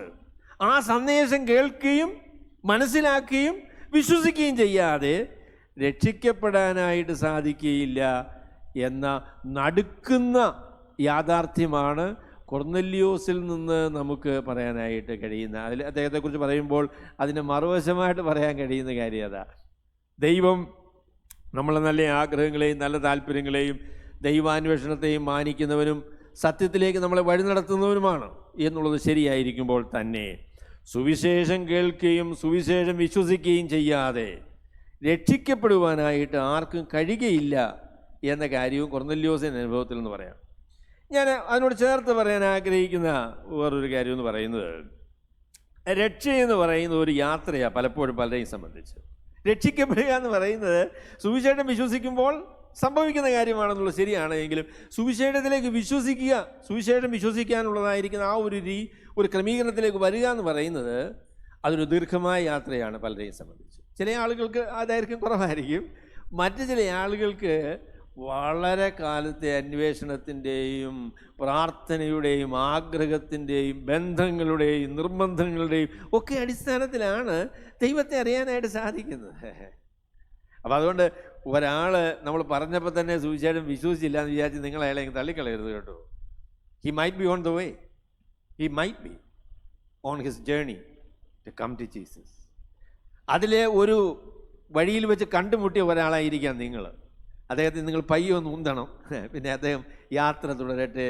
ദൈവം തൻ്റെ ഹൃദയത്തിൽ ഈ പ്രവൃത്തി ആരംഭിച്ചതാണ് എങ്കിൽ he will come to know the Lord. ദൈവത്തെ അറിയാനുള്ളൊരവസ്ഥയിലേക്ക് അവന് വരും എന്നുള്ളത് സംശയമില്ല. അപ്പം നമ്മയൊക്കെ സംബന്ധിച്ച്, ഞാനൊരു ക്രിസ്തീയ പശ്ചാത്തലത്തിലൊക്കെ രക്ഷിക്കപ്പെട്ടു വന്നയാൾ ആയതുകൊണ്ട് എൻ്റെ രക്ഷയുടെ യാത്രയെക്കുറിച്ച് ദീർഘമായിട്ടൊന്നുമുള്ളൊരു യാത്രയെക്കുറിച്ച് എനിക്ക് പറയാനൊക്കെയില്ല. എന്നാൽ നിങ്ങളിൽ പലരും സുവിശേഷം കേട്ടു വിശ്വസിച്ചു രക്ഷിക്കപ്പെട്ടു എന്നുള്ള രീതിയിലല്ല കേട്ടോ. നിങ്ങൾക്ക് നിങ്ങളുടെ ഹൃദയത്തിൽ ദൈവത്തെ അറിയണമെന്നൊരു താല്പര്യം തോന്നുന്നു. നിങ്ങളുടെ പ്രതിസന്ധികളെക്കുറിച്ച് നിങ്ങൾക്ക് ബോധ്യമായി, ഈ നിലയിൽ ജീവിച്ചാൽ പറ്റുകയില്ല എന്നുള്ള കാര്യത്തെക്കുറിച്ച് ബോധ്യമായി, എങ്ങനെയാണ് രക്ഷിക്കപ്പെടേണ്ടത് എന്നുള്ളതിനെക്കുറിച്ചുള്ള ആഗ്രഹം ദൈവം നിങ്ങളുടെ ഹൃദയത്തിൽ തന്നു. അന്വേഷിക്കാനായിട്ട് തുടങ്ങി. ചില ആൾ സുവിശേഷം പറഞ്ഞു, അതിനെക്കുറിച്ച് ചിന്തിച്ചു, അതിനെക്കുറിച്ച് ആളുകളുമായിട്ട് തർക്കിച്ചു, അവസാനം സത്യമാണ് നിങ്ങൾക്ക് ബോധ്യമായി, നിങ്ങൾ സുവിശേഷം വിശ്വസിച്ചു. This A long journey. സുവിശേഷം സ്വീകരിക്കുക എന്ന് പറയുന്നത് പലരെയും സംബന്ധിച്ച് അതൊരു ദീർഘമായ യാത്രയാണ് എന്ന് ഞാനിതിനോട് ചേർത്ത് കൊർന്നല്യോസിൻ്റെ അനുഭവമായിട്ട് പറയാം. കൊർന്നല്യോസ് യഹൂദന്മാരെ ശ്രദ്ധിച്ചു കേട്ടോ. അതൊരു വലിയ കാര്യമാണ് കേട്ടോ. യഹൂദന്മാരെക്കുറിച്ച് നമ്മൾ കുറ്റമൊക്കെ പറയുമെങ്കിലും അവരുടെ ജീവിതത്തിൻ്റെ രീതികളും ദൈവത്തെ സേവിക്കുന്നതും മറ്റു കാര്യങ്ങളുമൊക്കെ മറ്റുള്ള മനുഷ്യർ ശ്രദ്ധിച്ചപ്പോൾ അവർക്ക് തോന്നി, എൻ്റെ പണി അത് കൊള്ളാമല്ലോ, ഇവരുടെ രീതികളും ജീവിതവും ഒക്കെ വ്യത്യാസമാണ്, ഇതിനകത്തൊരു ഭംഗിയുണ്ട്, ഇവർ പറയുന്ന കാര്യങ്ങളിൽ കാര്യമുണ്ട് എന്ന് ചിന്തിക്കുന്ന ഒരുപാട് ആൾക്കാരുണ്ടായിരുന്നു. അവരെയാണ് പുതിയ നിയമത്തിൽ വിശേഷാൽ ഗോഡ് ഫിയറേഴ്സ്, ദൈവഭക്തന്മാരെന്ന് വിളിച്ചിരിക്കുന്ന ആളുകൾ അവരാണ്. യഹൂദന്മാരെ കണ്ട് അവരുടെ ദൈവത്തോട് ബഹുമാനം തോന്നി, അവരുടെ ജീവിത രീതികളോട് ബഹുമാനം തോന്നി. അങ്ങനെ ദൈവത്തെ അന്വേഷിക്കണമെന്ന് വെച്ച് യഹൂദന്മാരുടെ രീതികളും പരിപാടികളും ഒക്കെ ശ്രദ്ധിച്ച് അതിനോട് ചേർന്ന് വന്ന ആളുകൾ. അപ്പോൾ അവരാണ് ഈ ഗോഡ് ഫിയറേഴ്സ്. അപ്പോൾ അതിൽ ഒരു പ്രമുഖനായിരിക്കുന്ന ആളാണ് ഈ കൊർന്നല്യോസ് എന്ന് പറയുന്നയാൾ. അപ്പോൾ അദ്ദേഹം ചിന്തിക്കുകയും ശ്രദ്ധിക്കുകയും അനുസരിക്കാനായിട്ട് മനസ്സ് വയ്ക്കുകയും ഒക്കെ ചെയ്തതായിരിക്കുന്ന ഒരാളാണ്. അപ്പോൾ അതുകൊണ്ട് ഞാൻ പറയാൻ ആഗ്രഹിക്കുന്ന രണ്ടാമത്തെ കാര്യം, അല്ലെങ്കിൽ ഒന്നാമത്തെ പോയിൻറ്റിൻ്റെ രണ്ടാമത്തെ ഭാഗമെന്ന് പറയുന്നത്, നമ്മിൽ പലരെയും സംബന്ധിച്ച്, മനുഷ്യരിൽ പലരെയും സംബന്ധിച്ച് രക്ഷിക്കപ്പെടുക എന്ന് പറയുന്നൊരു സംഭവമാണ് എങ്കിലും അതൊരു ദീർഘമായ യാത്രയുടെ അന്ത്യത്തിലുള്ള ഒരു സംഭവമാണ്. അപ്പം അതുകൊണ്ട് ആളുകളെ അങ്ങ് എഴുതിയത്തില്ല, ഞാനൊരു പ്രാവശ്യം പറഞ്ഞിട്ട് കേട്ടില്ല എന്ന് പറഞ്ഞ് നമുക്ക് ആളുകളെ അങ്ങ് ഉപേക്ഷിക്കാൻ പറ്റുകയില്ല. It takes time. മനുഷ്യർ പലപ്പോഴും പല കാര്യങ്ങളെക്കുറിച്ച് ചിന്തിച്ച് അവരുടെ യാത്രയിൽ, കർത്താവിനെ കണ്ടുമുട്ടുന്ന ആ യാത്രയിൽ പലപ്പോഴും ദീർഘമായ ഒരു യാത്രയിലൂടെയാണ്, അതിനന്ത്യമായിട്ടാണ് അവർ പലപ്പോഴും കർത്താവിനെ കണ്ടുമുട്ടാനായിട്ട് ഇടവരുന്നത്. അതാണ് ഈ രണ്ടാമത് ഭാഗമായി പറഞ്ഞത്. മൂന്നാമതൊരു കാര്യം കൂടെ ഞാൻ പറയാം. മൂന്നാമത് കൊർന്നല്യോസിനെ കുറിച്ച് പറയാൻ ആഗ്രഹിക്കുന്ന കാര്യം, നല്ല ആഗ്രഹങ്ങൾ എല്ലായ്പ്പോഴും ദൈവം തന്നെയാണ് നമ്മുടെ ഹൃദയത്തിൽ തരുന്നത്. 14 സങ്കീർത്തനത്തിലല്ലേ 14, ദൈവത്തെ അന്വേഷിക്കുന്ന ബുദ്ധിമാനുണ്ടോ എന്ന് കാണുവാൻ ദൈവം സ്വർഗത്തിൽ നിന്ന് മനുഷ്യപുത്രന്മാരെ നോക്കുന്നു. എന്നിട്ട് എന്തായിരുന്നു മറുപടി? ദൈവത്തെ അന്വേഷിക്കുന്നവരില്ല, നീതിമാൻ ഒരുത്തനുമില്ല, ദൈവത്തെ അന്വേഷിക്കുന്നവനുമില്ല എന്ന കാര്യമാണ് ദൈവം കണ്ടുപിടിച്ച്. അപ്പം ഞാൻ പറയാം, അതും ഇതുമായിട്ട് എങ്ങനെയാണ് ചേർന്ന് പോകും. ദൈവത്തെ അന്വേഷിക്കുക എന്ന് പറയുന്നത് ദൈവം മനുഷ്യരുടെ ഹൃദയത്തിൽ പ്രവർത്തിക്കുന്നത് കൊണ്ട് സംഭവിക്കുന്ന കാര്യമാണ്. സ്വയമായിട്ട് നമ്മൾ ആരും ദൈവത്തെ അന്വേഷിക്കുന്ന ആളുകളല്ല. അപ്പം രക്ഷയെന്ന് പറയുന്ന കാര്യമൊക്കെ നമ്മൾ വിചാരിക്കുന്ന പോലെ ചാടി പിടിച്ചുള്ളൊരു കാര്യമല്ല. ദൈവം അതിന് അനുഭവങ്ങളും അവസരങ്ങളും ഒക്കെ ദീർഘമായി തന്നാണ് നമ്മളെ ഈ വഴിയിലേക്ക് കൊണ്ടുവരുന്നത്. ദൈവത്തെ അന്വേഷിക്കാൻ ആർക്കെങ്കിലും താല്പര്യമുണ്ടായെങ്കിൽ ദൈവം നിങ്ങളോട് ചെയ്ത കരുണയാണത്. ദൈവത്തിൻ്റെ പരിശുദ്ധാത്മാവ് നിങ്ങൾ പ്രവർത്തിക്കുന്നു എന്നുള്ളതിൻ്റെ തെളിവാണത്. അല്ലെങ്കിൽ സ്വാഭാവികമായിട്ട് നിങ്ങൾക്ക് അങ്ങനെ ഒരു ആഗ്രഹം വരികയില്ല. കൊർന്നല്യോസ് നല്ല മനുഷ്യനായതുകൊണ്ടല്ല കേട്ടോ ഈ നിലയിൽ വന്നത്. പിന്നെ ദൈവത്തിൻ്റെ പരിശുദ്ധാത്മാവ് രക്ഷയ്ക്ക് വേണ്ടി ഒരുക്കുന്ന, അതിനുവേണ്ടി താല്പര്യം തന്ന, അങ്ങനെ ദൈവം പ്രവർത്തിക്കുന്ന ഒരു മനുഷ്യനായിട്ടാണ് നമ്മൾ കൊർന്നല്യോസിനെ കാണുന്നത്. So there is a desire, it is definitely produced by the Spirit of God. ദൈവം തന്നെയാണ് ഈ ആഗ്രഹം മനുഷ്യരുടെ ഹൃദയത്തിൽ കൊടുക്കുന്നത്. ദൈവം ആഗ്രഹം കൊടുക്കാതെ, ദൈവം പ്രവർത്തിക്കാതെ നമുക്ക് ദൈവത്തെ അന്വേഷിക്കാനായിട്ട് സാധിക്കില്ല. ദൈവം പ്രവർത്തിക്കുന്നു, ദൈവം നമുക്ക് താല്പര്യങ്ങളെ തരുന്നു എന്നുള്ളത് യാഥാർത്ഥ്യമായിരിക്കുമ്പോൾ തന്നെ അതിന് പ്രതികരണവും അതിനനുസരണവും ഒക്കെ അതിനകത്തുണ്ട് കേട്ടോ. ദൈവത്തിൻ്റെ പ്രവർത്തനത്തെ തടയുകയും ദൈവത്തിൻ്റെ വചനത്തെ സ്വീകരിക്കാതിരിക്കുകയൊക്കെ ചെയ്യാനായിട്ട് മനുഷ്യർക്ക് സാധിക്കും. അല്ലെങ്കിൽ ചില അവസരങ്ങളിൽ രക്ഷയെന്ന് പറയുന്ന കാര്യം നമ്മൾ അതിൻ്റെ ആ സങ്കീർണത, അതിലെ രഹസ്യം പലപ്പോഴും നമ്മൾ അവഗണിച്ച് we can be very one side. ദൈവം ആരെങ്കിലും തിരഞ്ഞെടുത്തിട്ടുണ്ടെങ്കിൽ അവൻ രക്ഷപ്പെടും, അതിന് നിങ്ങളൊന്നും നോക്കണ്ട എന്ന് പറയുന്ന ഒരാൾ. മറ്റേ ഒരു കൂട്ടം ആൾക്കാരെന്താ പറയുന്നത്? നിങ്ങൾ ദൈവത്തെ അറിയണമെങ്കിൽ നിങ്ങൾ തന്നെ അന്വേഷിച്ച് നല്ല ഭക്തന്മാരായിട്ട് കൊർന്നല്യോസിനെ പോലെ ജീവിച്ചാൽ അവസാനം നിങ്ങൾ കർത്താവിനെ അറിയാനായിട്ട് സാധിക്കും. ഇത് രണ്ടും ശരിയല്ല. ദൈവം തിരഞ്ഞെടുത്തത് കൊണ്ടാണ്, ദൈവത്തിൻ്റെ പരിശുദ്ധാത്മാവ് പ്രവർത്തിച്ചത് കൊണ്ടാണ് മനുഷ്യർ ദൈവത്തെങ്കിലേക്ക് വരുന്നത് എന്നുള്ളത് ശരിയായിരിക്കുമ്പോൾ തന്നെ, 100% ശരിയായിരിക്കുമ്പോൾ തന്നെ, മനുഷ്യൻ്റെ ആഗ്രഹങ്ങളെയും താല്പര്യങ്ങളെയും അവരുടെ അനുസരണത്തെയും ഒക്കെ ദൈവം അതിനുള്ള ആ വഴിയിൽ മുഖാന്തരങ്ങളായിട്ട് ഉപയോഗിക്കുന്നു എന്നുള്ളത് ദൈവവചനത്തിൽ നിന്ന് നമുക്ക് കാണാൻ കഴിയുന്ന കാര്യമാണ്. അപ്പം അതുകൊണ്ട് ദൈവം തൻ്റെ ഹൃദയത്തിലെ ഈ ആഗ്രഹത്തെ കൊടുത്തു. ദൈവത്തിൻ്റെ പരിശുദ്ധാത്മാവ്, പ്രിവീനിയൻ ഗ്രേസ് എന്നാണ് പറയുന്നത്, പ്രിവീനിയൻ ഗ്രേസ് ദൈവം ഈ മനുഷ്യൻ്റെ ഹൃദയത്തിൽ പ്രവർത്തിച്ചു. അതിൻ്റെ ഫലമായിട്ട് അദ്ദേഹം ഇപ്പോൾ സുവിശേഷം കേൾക്കാനുള്ള ഒരു സ്ഥിതിയിലേക്ക് വന്നിരിക്കുകയാണ്. അവിടെ ദൈവത്തിൻ്റെ ദൂതൻ കൊർന്നല്യോസിന് പ്രത്യക്ഷപ്പെട്ടു. ദൂതൻ പ്രത്യക്ഷപ്പെടുക എന്ന് പറഞ്ഞാൽ ഒരു ചെറിയ കാര്യമല്ല കേട്ടോ. ദൂതം നിങ്ങൾക്ക് ആരെങ്കിലും പ്രത്യക്ഷനായിട്ടുണ്ടോ? എനിക്ക് ഒരിക്കൽ ഇല്ല, എനിക്കും ദൂതം പ്രത്യക്ഷപ്പെട്ടിട്ടില്ല.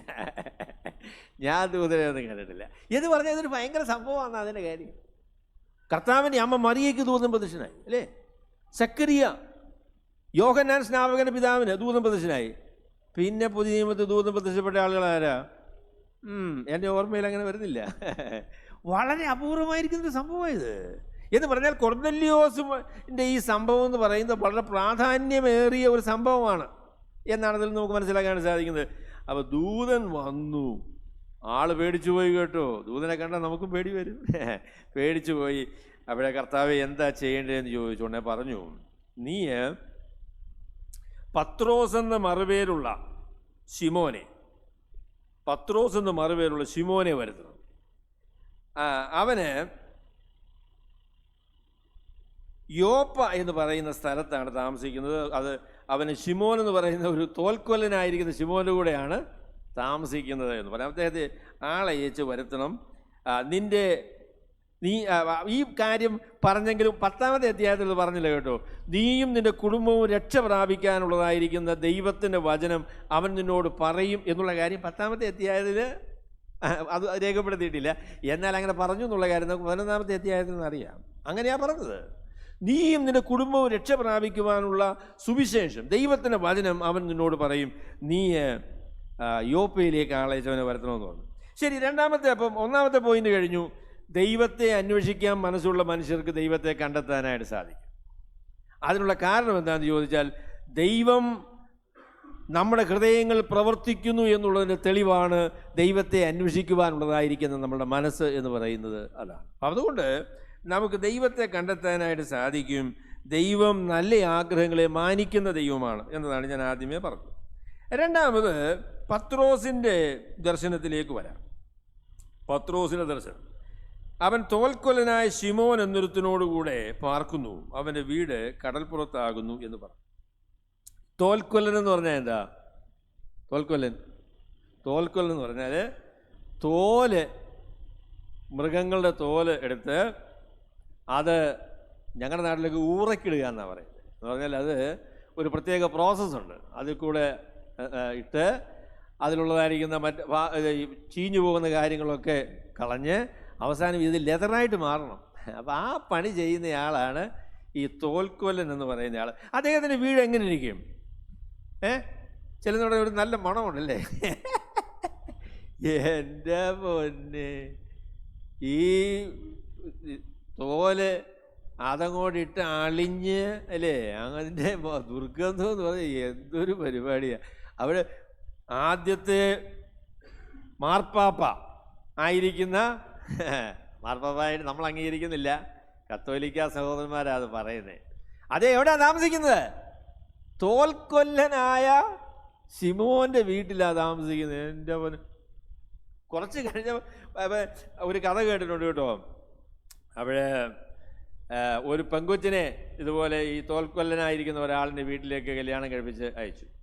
അപ്പോൾ അദ്ദേഹം അവിടെ ചെന്ന് കഴിഞ്ഞപ്പം പറഞ്ഞു, എൻ്റെ അമ്മേ ഇത് സഹിക്കാൻ പറ്റിയില്ല, എന്തോ ദുർഗന്ധമാണ്, സഹിക്കാൻ പറ്റുന്നത്. ഏതായാലും കുഞ്ഞെ നീ സഹിച്ചങ്ങ് താമസിക്കേ എന്ന് പറഞ്ഞു. ഒരാഴ്ച കഴിഞ്ഞപ്പം അമ്മയോട് പറഞ്ഞു, എൻ്റെ അമ്മയെ ഇപ്പം നാറ്റമേ ഇല്ല, നാറ്റമേ ഇല്ലെന്ന്. എനിക്കറിയാൻ തരുമോ, ഇതൊക്കെ പരിചയിച്ചു, ഇപ്പം നാറ്റമില്ല. അപ്പം പത്രോസിനോട് ചോദിച്ചാൽ ആദ്യം വന്നപ്പോൾ എന്തൊരു നാറ്റമായിരുന്നു, ഇപ്പം അങ്ങ് നാറ്റമൊന്നും ഇല്ലാതെ ഒരു പക്ഷേ പത്രോസ് പറയുമായിരിക്കും. അവരെ ഈ തോൽക്കൊല്ലന്മാരെ കുറിച്ച് ഒരു വാക്ക് പറയണം. തോൽക്കൊല്ലനായിരിക്കുന്ന ആളുടെ വീട്ടിൽ താമസിക്കുക എന്ന് പറയുന്ന യഹൂദന്മാർ ഈ പണിക്ക് പോവുകയില്ല, നിവർത്തികേട് കൊണ്ടാണ് ഇത് ചെയ്യുന്നത്. തോൽക്കൊല്ലന്മാരെ അങ്ങനെ അവരുടെ വീട്ടിൽ പോവുകയും അവരോട് സഹകരിക്കുകയൊന്നും ചെയ്യില്ല. കാരണം വെച്ചാൽ മൃഗങ്ങളുടെ ചീഞ്ഞളിഞ്ഞ ഈ പരിപാടികളുമായിട്ടൊക്കെ ബന്ധപ്പെട്ട് പോകാനായിട്ട് സ്ട്രിക്റ്റായിട്ടുള്ളൊരു യഹൂദന് സാധിക്കില്ല. അപ്പം ഞാൻ അതിനെക്കുറിച്ച് പറയാൻ പോകുന്ന ഒരു കാര്യമേ, ഈ പറയുന്ന ഇത്രയും വിപ്ലവകരമായിരിക്കുന്ന ഒരു വ്യതിയാനം പെട്ടെന്ന് അങ്ങ് വരുത്താനായിട്ട് സാധിക്കില്ല. ആദ്യമേ തോൽക്കൊല്ലൻ്റെ വീട്ടിലോട്ട് വിട്ടു. ആ നാറ്റവും പരിപാടിയും ഒക്കെ സഹിച്ച് പത്രോസ് പറഞ്ഞ് എന്തായാലും ആവട്ടെ എന്നൊക്കെ പറഞ്ഞ് കുറച്ചൊരു ചെറിയ മാറ്റത്തിന് ഉള്ള ഒരു മനസ്സ് വരത്തക്ക രീതി കുറച്ച് നാട്ടം സഹിച്ചു കേട്ടോ. അങ്ങനെ നിന്നാണ് അടുത്ത പടിയിലേക്ക് ചുവട് വയ്ക്കുവാനുള്ള ഒരു മനസ്സ് യഥാർത്ഥത്തിൽ പത്രോസിന് വന്നത്. അപ്പം ഞാൻ പറയാം, ദൈവം നമ്മളോട് ആവശ്യപ്പെടുന്ന കാര്യങ്ങളൊക്കെ ചെയ്യാനുള്ളതായിരിക്കുന്ന ഒരു പ്രാപ്തി ദൈവത്തിൻ്റെ കരുണയിൽ ദൈവം നമുക്ക് ഒരുക്കാറുണ്ട് എന്നുള്ളതും വളരെ സന്തോഷകരമായിരിക്കുന്നൊരു കാര്യം. ദൈവം നമ്മളോട് ചെയ്യാൻ പറയുന്ന കാര്യങ്ങളൊക്കെ ചെയ്യാനായിട്ടുള്ള ഒരു ഒരുക്കം ദൈവം നമ്മളെ ജീവിതത്തിൽ തരുന്നു എന്നുള്ളതും ആശ്ചര്യകരമായിരിക്കുന്ന കാര്യമാണ്. അവിടെ നിന്ന് 2 സേവകന്മാരെയും പിന്നെ ഒരു പട്ടാളക്കാരുടെയും കൂടെയാണ് ഇദ്ദേഹം അയച്ചത്. എന്നിട്ട് അവർ യോപ്പയിലേക്ക് പോയ 35 മൈലെന്നാണ് എൻ്റെ ഓർമ്മ. അപ്പോൾ ഏകദേശം ഒരു 10-60 കിലോമീറ്റർ ദൂരം ഉണ്ട് കേട്ടോ ഒരു ദിവസത്തെ. അപ്പോൾ അതിനെക്കുറിച്ച് പറഞ്ഞത് ഈ 60 മൈൽ ഒരു ദിവസം കൊണ്ട് നടന്നെങ്കിൽ നല്ല ആരോഗ്യമുള്ള പടയാളികളായിരിക്കും എന്ന് ഒരു കമൻറ്റേറ്റർ അതിനെക്കുറിച്ച് പറഞ്ഞു. ഒരു പക്ഷേ അവർ കുതിരപ്പുറത്തായിരിക്കാൻ പോയത്, നമുക്കറിയില്ല. ഏതായാലും ശരി, അവർ ഒരു ദിവസം യാത്ര ചെയ്ത് അവിടെ ചെന്നു. പിന്നെ പിറ്റേ ദിവസമാണല്ലോ 10 ദിവസം തിരിച്ച് വരുന്നത്. അപ്പം അതിൽ പറഞ്ഞപ്പോൾ അവർ വരുന്ന യാത്ര, പിറ്റേന്നാൾ അവർ യാത്ര ചെയ്ത് പട്ടണത്തോട് സമീപിക്കുമ്പോൾ പത്രോസ് 6-ാം മണി നേരത്ത് പ്രാർത്ഥിപ്പാൻ വെൺമാടത്തിൽ കയറി. അവൻ വളരെ വിശന്നിട്ട് ഭക്ഷിപ്പാൻ ആഗ്രഹിച്ചു. അവർ ഒരുക്കുമ്പോഴേക്ക് അവനൊരു വിവശത വന്നു. ആകാശം തുറന്നിരിക്കുന്നതും വലിയൊരു തുപ്പട്ടി പോലെ 4 കോണും കെട്ടിയിട്ട് ഭൂമിയിലേക്ക് ഇറക്കി വിട്ടൊരു പാത്രം വരുന്നതും അവൻ കണ്ടു. അതിൽ ഭൂമിയിലെ സകലവിധ നാൽക്കാലികളും ഇഴജാതികളും ആകാശത്തിലെ പറവയും ഉണ്ടായിരുന്നു. അവിടെ 6-ാം മണി നേരം എന്ന് പറഞ്ഞപ്പോൾ കഴിഞ്ഞ ദിവസം 6-ാം മണി നേരത്താണ് നമ്മൾ കൊർന്നല്യോസ് പ്രാർത്ഥിച്ചുകൊണ്ടിരുന്നപ്പോൾ ദൈവത്തിൻ്റെ ദൂതൻ അദ്ദേഹത്തിന് പ്രത്യക്ഷപ്പെട്ടത്. ഇപ്പോഴേ ഈ 6-ാം മണി നേരത്ത് 3 മണി നമ്മളുടെയൊക്കെ സമയം അനുസരിച്ച് ഭക്ഷണം കഴിക്കാനുള്ള സമയം കഴിഞ്ഞു കേട്ടോ, അല്ലേ? 3 മണിക്കൊക്കെ അത്രയും വെയിറ്റ് ചെയ്യാനാണ് നമുക്ക് പ്രയാസമായി. അപ്പോൾ പത്രോസിന് വിശന്നതിൽ നമുക്ക് അദ്ദേഹത്തെ കുറ്റം പറയാനൊന്നും നോക്കത്തില്ല, നല്ലവണ്ണം വിശന്നു. എന്നിട്ടും അപ്പോൾ ഈ മാർപ്പാപ്പായിക്ക് ഭക്ഷണം കൊടുക്കാനായിട്ട് താമസിക്കുമോ? എൻ്റെ പൊന്നെ, നാറ്റമുള്ള വീട്ടിൽ താമസിക്കണം, പിന്നെ സമയത്തൊട്ട് ഭക്ഷണം കിട്ടുന്നുമില്ല, വയറ് കത്തിയാലേ അദ്ദേഹത്തിന് ഭക്ഷണം കൊടുക്കുകയുള്ളൂ. എൻ്റെ സഹോദരങ്ങളെ, ഞാൻ പറയട്ടെ, ഈ പറഞ്ഞതായിരിക്കുന്ന ഈ പൊങ്ങച്ചൊന്നും ആദ്യ നൂറ്റാണ്ടിൽ ഉണ്ടായിരുന്നില്ല കേട്ടോ. അവരൊക്കെ സാധാരണ മനുഷ്യരായിട്ട് കഷ്ടപ്പെട്ട് നാറ്റവും ബുദ്ധിമുട്ടും ഒക്കെ സഹിച്ച് വിശന്ന് വയറ് കരിഞ്ഞ് ഒക്കെ ജീവിച്ചതായിരിക്കുന്ന സാധാരണ മനുഷ്യരാണ്. നമ്മളാണ് ഈ പറയുന്ന രീതിയിലുള്ളതായിരിക്കുന്ന അപ്രമാദിത്വവും വലിയ പരിപാടികളുമൊക്കെ ഇവർക്ക് കൽപ്പിച്ച് അസ്പശക്കളായിട്ട് അവരെ നിർത്തിയിരിക്കുന്ന ഇത് നമ്മൾ ചെയ്യുന്ന പരിപാടിയാണ്. കർത്താവ് അങ്ങനെയൊന്നും ചെയ്തില്ല. സ്വർഗത്തിലെ ദൈവം മനുഷ്യനായിട്ട് ഈ ലോകത്തിൽ വന്നപ്പോൾ എങ്ങനെയാണ് കർത്താവ് ജീവിച്ചത്? സാധാരണക്കാരനായിട്ടല്ലേ ജീവിച്ചത് അല്ലേ? അതിലെ ഒരു പാട്ടുണ്ടല്ലോ അല്ലേ, കൊച്ചുളി ചുറ്റിക വരകോല് കൊണ്ടവൻ കൊച്ചുനാൾ തൊട്ട് പണി ചെയ്തില്ലേ എന്ന് ചോദിക്കുന്നതായിരിക്കുന്ന ചോദ്യം ഉണ്ടല്ലേ. അപ്പം കർത്താവായ യേശുക്രിസ്തു അങ്ങനെയാണ് ജീവിച്ചെങ്കിൽ യേശുക്രിസ്തു ശിഷ്യനായിരിക്കുന്ന പത്രോസ് അദ്ദേഹത്തിന് കൊട്ടാരം ഉണ്ടാക്കി കൊടുക്കാനൊന്നും കർത്താവ് തീരുമാനിച്ചിട്ടില്ല കേട്ടോ. അപ്പം സാധാരണ മനുഷ്യരായിരുന്നു നമുക്ക് മനസ്സിലാക്കാം. അപ്പം അദ്ദേഹത്തെ കണ്ട ദർശനമാണ് ഞാൻ പറയാൻ പോകുന്നത്. തുപ്പട്ടി എന്ന് പറഞ്ഞാൽ എന്തുവാ? നമ്മൾ ആ വാക്ക് അങ്ങനെ സാധാരണ ഉപയോഗിക്കുന്ന ഒരു വാക്കല്ല. നിങ്ങൾ കഴിഞ്ഞ ആഴ്ചയിൽ ഈ വാക്ക് എത്ര പ്രാവശ്യം ഉപയോഗിച്ചു? തുപ്പട്ടി. അത് നിങ്ങൾ ഈ 6 മാസമല്ല വർഷങ്ങളായിട്ട് ഉപയോഗിച്ചുകൊണ്ടായിരിക്കുന്ന വാക്കല്ല. അതിന് ഇംഗ്ലീഷ് പറഞ്ഞ പരിഭാഷ കേട്ടാൽ നമുക്ക് അത് മനസ്സിലാവും. ലാർജ് ഷീറ്റ് എന്ന ഒരു വിരിപ്പ്, വലിയ ഒരു ഷീറ്റ് 4 വശത്തും ഇങ്ങനെ ഉയർത്തിപ്പിടിച്ചിരിക്കുന്ന എന്ന് പറഞ്ഞാൽ അതിനകത്ത് സാധനം ഇടാൻ പറ്റും. പണ്ട് കാലത്ത് ഞങ്ങളുടെയൊക്കെ വീടുകളിൽ തുണി കഴുകാനായിട്ട് വരുന്ന ഡോബിമാരുണ്ടായിരുന്നു. അപ്പോൾ അവർ വന്ന രാവിലെ കൊച്ചമ്മേ വല്ലതും നനയ്ക്കാനുണ്ടോ എന്നൊക്കെ ചോദിച്ച് വീട്ടിൽ വരും. അവൻ നനയ്ക്കാനുണ്ടെന്ന് പറഞ്ഞാൽ എത്ര സാധനം കൊടുത്താലും ശരി ഇവരുടെ ഒരു തുണിയുണ്ട്, അതിനകത്തോട്ട് ഇട്ടതിന് ചേട്ടൻ ഒന്നിങ്ങോട്ട് പിടിച്ച് കെട്ടും, മറ്റേത് ഇങ്ങോട്ട് പിടിച്ച് കെട്ടും, പിന്നെ അത് തലയിൽ വെച്ചോണ്ട് അങ്ങനെയാണ് പോകാറ്. അപ്പോൾ അതുപോലെ ഒരു ക്രമീകരണമാണ് പത്രോസ് കണ്ടത്. ഒരു വലിയ ഷീറ്റ്, അതിന് 4 ഭാഗവും ഇങ്ങനെ കൂട്ടിക്കെട്ടി അതിനകത്ത് നോക്കിയപ്പോൾ ലോകത്തിലുള്ളതായിരിക്കുന്ന സകല വിധത്തിലുമുള്ള എല്ലാ ജീവികളും ഇതിനകത്തുണ്ട്. അവിടെ പഴയ നിയമം ലേവിയ പുസ്തകം വായിച്ചാൽ നിങ്ങൾക്കറിയാം, യഹൂദന്മാർക്ക് അങ്ങനെ എല്ലാം ഒന്നും കഴിക്കാനൊക്കത്തില്ല കേട്ടോ. അപ്പോൾ അതിനെക്കുറിച്ച് ഡ്വൈറ്റ് പെൻറ്റിക്കോസ്റ്റ് എന്ന് പറയുന്ന ആൾ പറഞ്ഞ പ്രസ്താവന എനിക്ക് ഇഷ്ടമാണ്. അപ്പോൾ അത് ചോദിച്ചു, എന്തുകൊണ്ടാണ് അങ്ങനെ ഒരു നിയമം യഹൂദന്മാർക്ക് കൊടുത്തത്? ചില ആളുകൾ പറയും അത് ഹൈജനിക് ആൻഡ് നമ്മുടെ ആരോഗ്യകരമായ വിഷയത്തിലാണ്. കൊഞ്ചു തിന്നാൽ അത് കൊള്ളൂല, അത് ആരോഗ്യത്തിന് ഹാനികരം, അതുകൊണ്ട് കൊഞ്ചു തിന്നരുതെന്ന് പറഞ്ഞിട്ടുണ്ട്. പിന്നെ ഒട്ടകത്തെ തിന്നാൻ പാടില്ല, അങ്ങനെ അതിൻ്റെ കുളമ്പ് വിഭജിക്കാത്ത ഒന്നിനെയും തിന്നാൻ പാടില്ല. പെന്തക്കോസ് പറയും അതൊന്നുമല്ല കാര്യം. ഒരു ദൈവ മനുഷ്യനെ സംബന്ധിച്ച് അല്ലെങ്കിൽ ദൈവത്തെ അനുഗമിക്കുന്ന ആളുകളെ സംബന്ധിച്ച് എന്തും തിന്നാം, എന്തും പറയാം, എങ്ങനെയും ജീവിക്കാം എന്നൊരു ക്രമീകരണമല്ല എന്നാണ് അദ്ദേഹം അതിനു വേണ്ടി പറഞ്ഞത്. ഇന്നും അത് നമുക്ക് ബാധകമാണ് കേട്ടോ. ഇന്നത് തിന്നരുതെന്നൊന്നും അല്ല പറയുന്നത്. നമ്മൾ ചെയ്യുന്ന കാര്യങ്ങൾ എന്താണ് ചെയ്യാൻ പോകുന്നത്, പറയാൻ പോകുന്നത് എന്താണ്, കഴിക്കാൻ പോകുന്നത് എന്താണ്, ഇതിനെക്കുറിച്ച് ചിന്തിച്ച് അതിനുള്ളൊരു തീരുമാനമെടുക്കുവാനുള്ള ഉത്തരവാദിത്വം വിശ്വാസികൾക്കുണ്ട് എന്നാണ് അദ്ദേഹം പറഞ്ഞത്. അതുകൊണ്ട് ഒരു യഹൂദനെ ചുമ്മാതെ കയറി അങ്ങ് ഭക്ഷണം കഴിക്കാനൊക്കത്തില്ല. അദ്ദേഹത്തിന് ചോദിക്കണം, ഇത് എന്താ, ഏത് മൃഗത്തിൻ്റെ മാംസമാണ് എന്ന് ചോദിക്കണം, അതെങ്ങനെയാണ് പാചകം ചെയ്തതെന്ന് ചോദിക്കണം, അത് ഏത് നിലയിലാണ് കിട്ടുന്നതെന്നെല്ലാം അന്വേഷിച്ചിട്ടേ കഴിക്കാനൊക്കെ ഉള്ളൂ. വിശപ്പാണ്, അതുകൊണ്ട് വായിക്ക് കിട്ടുന്ന ഞാനത് കഴിച്ചു കളയുമെന്നൊന്നും പറയാനൊക്കത്തില്ല. അപ്പം അത് പെന്തിക്കോസ്ത് പറഞ്ഞ പ്രസ്താവന നല്ലതാണ്. ഒരു ഭക്തനെ സംബന്ധിച്ച് അങ്ങനെയാണ്. അവന് സൗകര്യം പോലെ കിട്ടുന്നതനുസരിച്ച് എന്തും ചെയ്യും എന്നുള്ളൊരു നിലപാട് സാധിക്കുകയില്ല. അതന്വേഷിച്ച് ഇത് എനിക്ക് കൊള്ളാവുന്ന കാര്യമാണോ, എനിക്ക് യോഗ്യമായ കാര്യമാണോ, എനിക്ക് പറയാൻ പറ്റുമോ, ചെയ്യാൻ പറ്റുമോ എന്നൊക്കെ അന്വേഷിച്ച് ബുദ്ധിപൂർവമായി ദൈവത്തിൽ ആശ്രയിച്ച് തീരുമാനമെടുക്കുവാനുള്ള കടപ്പാടുണ്ട് എന്നാണ് അദ്ദേഹം പറഞ്ഞു. എന്നാൽ അതല്ല ഇവിടുത്തെ വിഷയം. ഇങ്ങനെയുള്ള മൃഗങ്ങളെ ഒന്നും തിന്നാൻ പാടില്ല എന്ന് കർത്താവ് പറഞ്ഞിട്ടുണ്ട്. അപ്പോൾ അതെല്ലാം കൂടെ ഒരു തുപ്പട്ടിയിലാക്കിയിട്ട് താഴോട്ട് വന്നിട്ട് ആകെപ്പാടെ നല്ലവണ്ണം വിശന്നിരിക്കുന്ന പത്രോസിനോട് പറഞ്ഞു, നീ അറുത്ത് ഭക്ഷിക്കുക. അറുത്ത് കഴിഞ്ഞാൽ നേരെ തിന്നാമെന്നല്ല, അത് പിന്നെ കുക്ക് ചെയ്ത് കഴിക്കാനൊക്കെയാണ് പറഞ്ഞേക്കുന്നത്. ഭക്ഷിക്കുക എന്ന് പറഞ്ഞു. ഉടനെ ഇത് ആദ്യത്തെ പ്രാവശ്യം വന്നപ്പോൾ തന്നെ പുള്ളിക്ക് വല്ലായ്മയായി. എൻ്റെ പോലെ ഇത് എന്തുവായി പറയുന്നേ? ഒരു 10,500 വർഷമായിട്ട് ഞങ്ങൾ ഇതൊന്നും ഇങ്ങനെയൊന്നും ചെയ്തിട്ടില്ല. അതിന് വ്യത്യസ്തമായ രീതിയിൽ പ്രവർത്തിക്കാനായിട്ട് എങ്ങനെയാണ് എനിക്ക് സാധിക്കുക?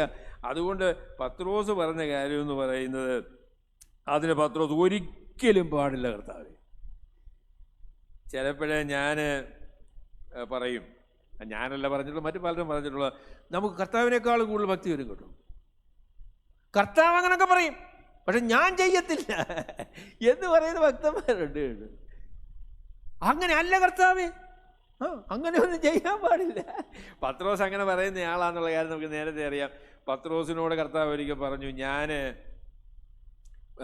ജാതികളുടെ കയ്യിൽ അകപ്പെടും, അതിനുശേഷം അവർ എന്നെ പിടിച്ച് ക്രൂശിക്കും, അങ്ങനെയൊക്കെ ചെയ്യും. ഉടനെ പത്രോസ് പറഞ്ഞു, എൻ്റെ പൊന്ന് കർത്താവ്, ഒരു കാര്യം ഞാൻ പറയാം, ഈ മരിക്കും, ഇത് പിടിക്കപ്പെടും എന്നൊക്കെയുള്ള കാര്യം ആ വർത്താനം ഒന്ന് നിർത്തണം, ഇത് നിനക്കൊരിക്കലും സംഭവിക്കാൻ പാടില്ല. കർത്താവിനെ തിരുത്തുന്ന ആളുകളുണ്ട് കേട്ടോ. അങ്ങനെ പാടില്ല, അങ്ങനെയൊന്നും അല്ല ചെയ്യേണ്ടത്.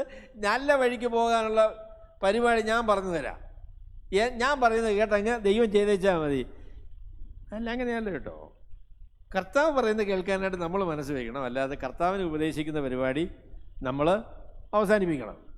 മനുഷ്യരെല്ലാവരും കർത്താവ് എന്തുവാ ചെയ്യേണ്ടതെന്നുള്ളത് പറഞ്ഞുകൊണ്ടിരിക്കുക. കർത്താവ് നീ ഇങ്ങനല്ല ചെയ്യേണ്ടത്, അങ്ങനെയല്ല ചെയ്യേണ്ടത്, ഈ ചെയ്ത് ശരിയായില്ല, ഇങ്ങനെയുള്ള കാര്യം ചെയ്യാൻ പാടില്ലായിരുന്നു എന്നൊക്കെ പറയും. അയ്യോ, അത് ശരിയായ ഒരു കാര്യമല്ലല്ലോ. കർത്താവ് പറയുന്ന കേട്ടാൽ പോരെ. കർത്താവ് അനുവദിക്കുന്നത് ബുദ്ധിമുട്ടാണെങ്കിലും സ്തോത്രം പറഞ്ഞ് സ്വീകരിക്കണ്ടേ? കർത്താവിനെ ഉപദേശിക്കുകയും കർത്താവിൻ്റെ ആശയങ്ങളെ വ്യത്യാസപ്പെടുത്താൻ ശ്രമിക്കുകയും ചെയ്യുന്നത് ശരിയാണോ? പത്രോസ് പറഞ്ഞു, അങ്ങനെയല്ല കർത്താവേ, ഇങ്ങനെയൊന്നും ഞാൻ എൻ്റെ ജീവകാലത്ത് ഒരിക്കൽ പോലും ചെയ്തിട്ടില്ല, അശുദ്ധമായതൊന്നും ഞാൻ ഭക്ഷിച്ചിട്ടില്ല എന്ന് പറഞ്ഞു. കർത്താവിന് പറഞ്ഞ മറുപടി എന്ന് പറയുന്നത്, ദൈവം ശുദ്ധീകരിച്ചതിനെ നീ അശുദ്ധമെന്ന് പറയരുത്. ദൈവം ശുദ്ധീകരിച്ചതിനെ നീ അശുദ്ധമെന്ന് പറയരുത്. അപ്പോൾ അതാണ് ഞാൻ രണ്ടാമത് പറയാൻ പോകുന്നത്. ഞാൻ വിശദീകരണമായിട്ടാണ് പറഞ്ഞ പോയിന്റ് ഞാൻ ഇതുവരെ പറഞ്ഞില്ല. കർത്താവായ യേശു ക്രിസ്തുവിൽ പഴയ നിയമത്തിൻ്റെ എല്ലാ ക്രമീകരണങ്ങളും പൂർത്തീകരിക്കപ്പെട്ടതുകൊണ്ട് വിശ്വാസികൾ ഇന്ന് പുതിയൊരു ക്രമീകരണത്തിൻ്റെ കീഴിലാണ് എന്നാണ് ദൈവത്തിൻ്റെ വചനം നമ്മളോട് പറയുന്നത്.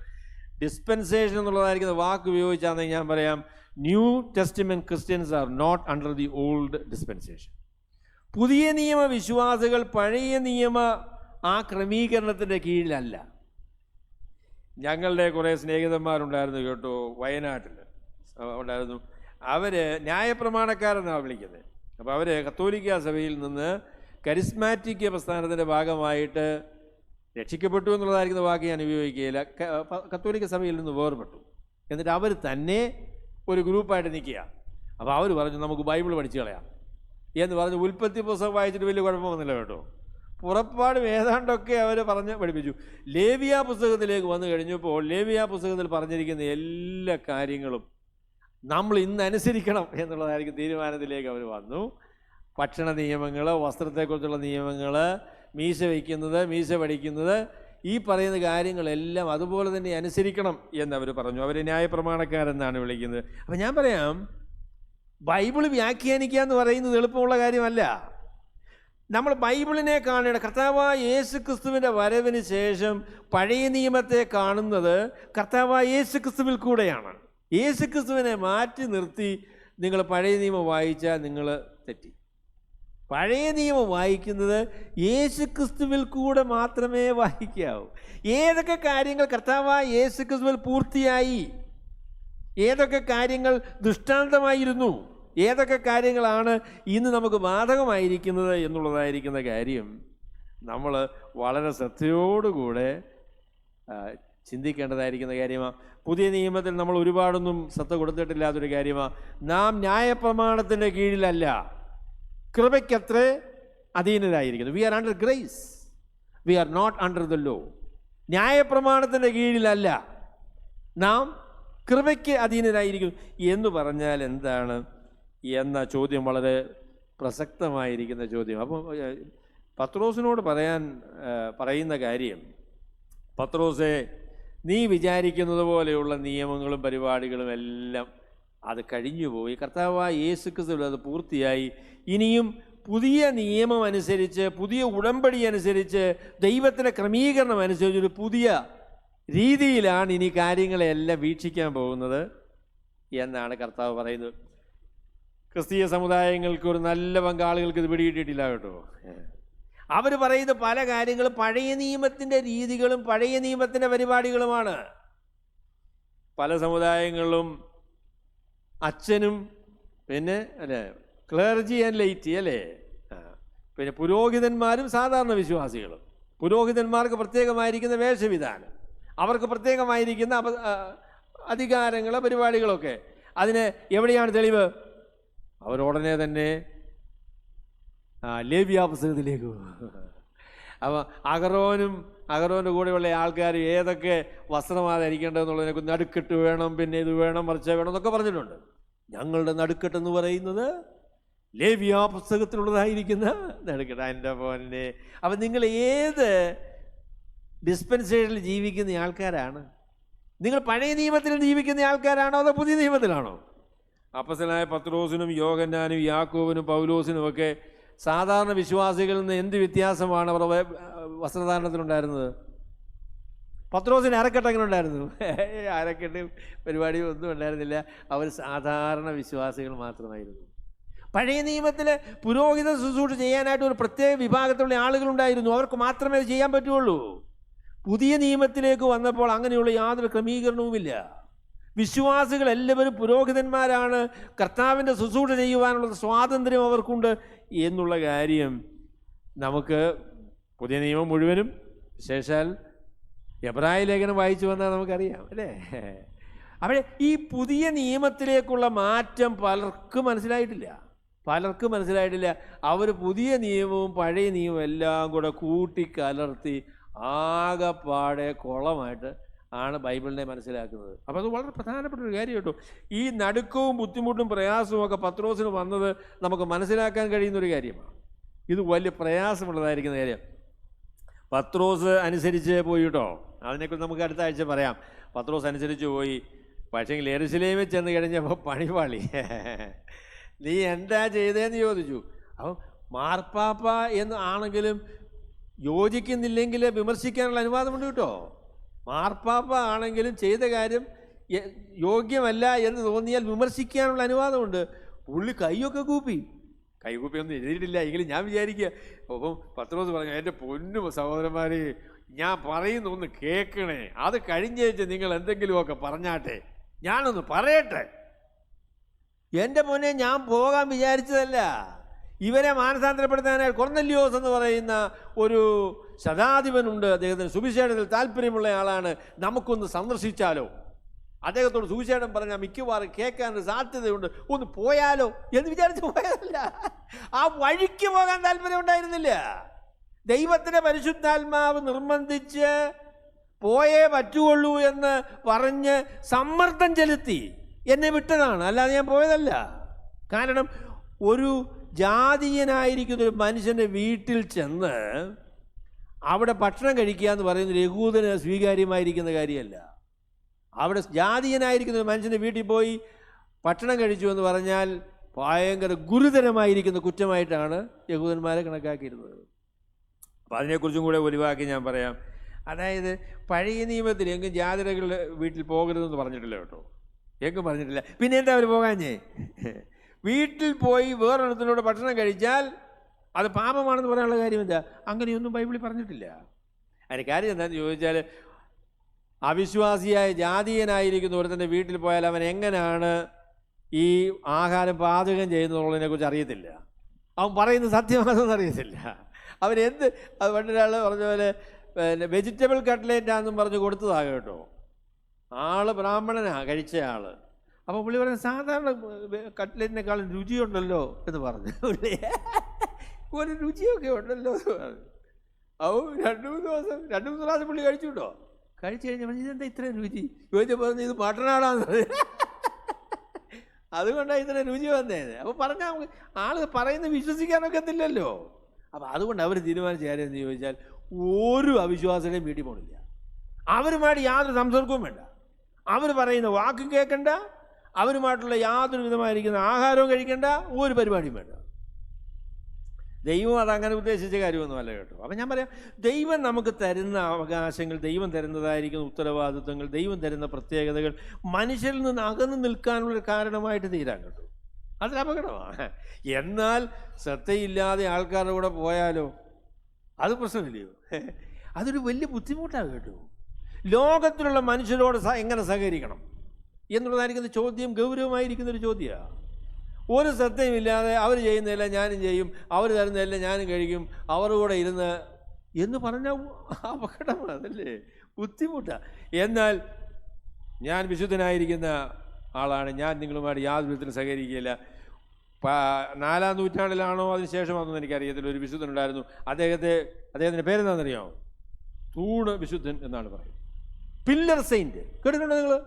പില്ലർ സെയിൻറ്റ്, തൂണ് വിശുദ്ധൻ എന്ന് പറയാൻ പുള്ളി തീരുമാനിച്ച് ഈ ലോകത്തുള്ള മനുഷ്യരുമായിട്ടുള്ള സഹകരണത്തെ നിൽക്കുകയാണെങ്കിൽ എൻ്റെ വിശുദ്ധ ജീവിതം എനിക്ക് സാധിക്കുകയില്ല. അതുകൊണ്ട് ഏകദേശം 60 അടി ഉയരമുള്ളൊരു തൂണുണ്ടാക്കി. അതിന് മുകളിൽ പുള്ളി ഒരു ചെറിയൊരു ഇതൊക്കെ ഉണ്ടാക്കി അതിന് മുകളിലാണ് ഇരിക്കുന്നത്.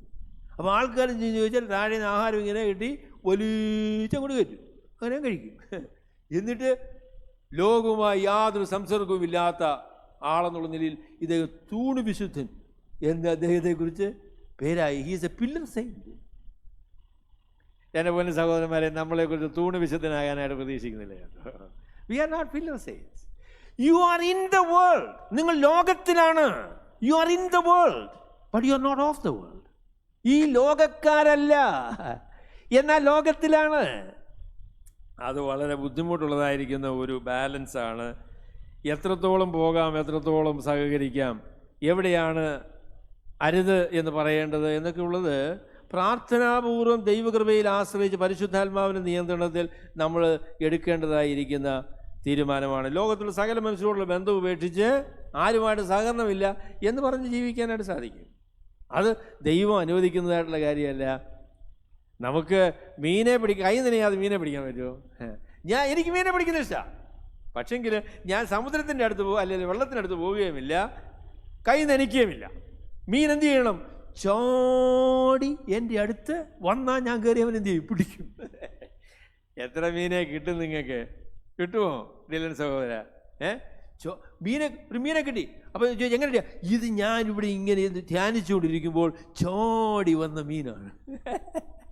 അങ്ങനെയൊന്നും മീനെ പിടിക്കാനൊക്കെയില്ല കേട്ടോ. നമ്മൾ മീനെ ഉള്ള സ്ഥലത്തേക്ക് പോകണം, കൈ നനയ്ക്കണം, അങ്ങനെയൊക്കെ നമുക്ക് മീനെ പിടിക്കാനായിട്ട് സാധിക്കുള്ളൂ.